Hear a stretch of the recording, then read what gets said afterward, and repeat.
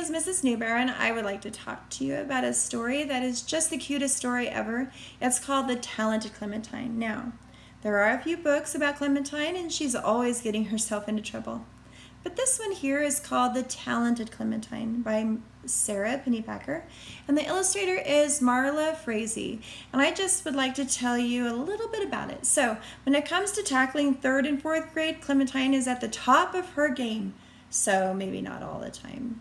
After her teacher said that the 3rd and 4th graders will be putting on a talent show, Clementine panics. She doesn't sing or dance or play an instrument. She can't even hop with finesse. And if she didn't feel bad enough, her perfect best friend, Margaret, has so many talents she has to alphabetize them to keep them straight.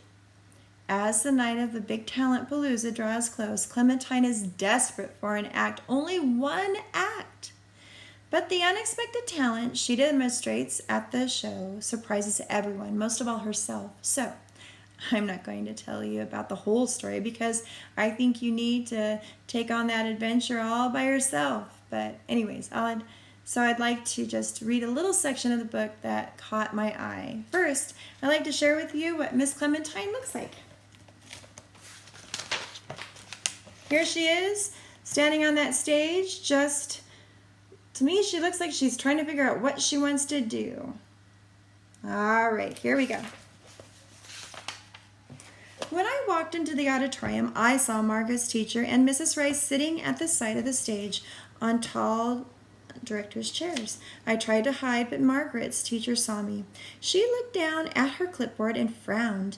Then she yelled so loud, all the kids in the auditorium stopped what they were doing to listen. "Clementine, I don't seem to have you listed here. No matter. We'll fit you in. What's your act?" I went over there and whispered in her ear that I didn't have one.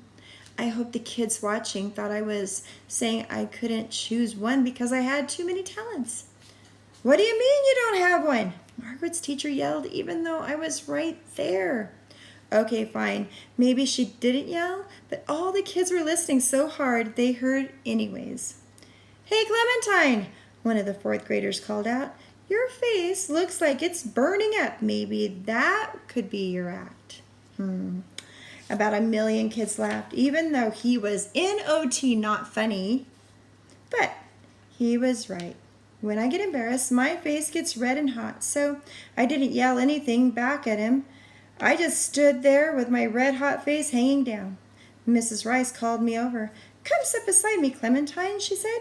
"You can keep me company during the rehearsals." So I had to sit in between Mrs. Rice and Margaret's teacher, right there at the side of the stage where all the kids could see me and know that I had no talent. The first act was called A Doozy Dozen Cartwheelers. 12 kids line up, 6 on each side of the stage. I said, "Wait!" I yelled. I ran into the gym and dragged a tumbling mat back into the auditorium.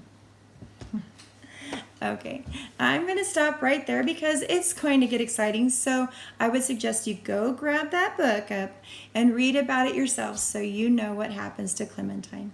And I will have to give you a little secret. It's going to be pretty exciting at the end for her. She has a whole different outlook. Now, this is called a realistic fiction.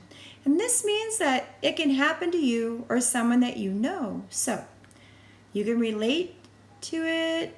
So anyways, I would love to just check it. I would love you to just check it out and see what you think about The Talented Clementine. Thank you again for listening and hope this will inspire you to read the rest of this adventure and checking out what other crazy troubles Miss Clementine gets herself into.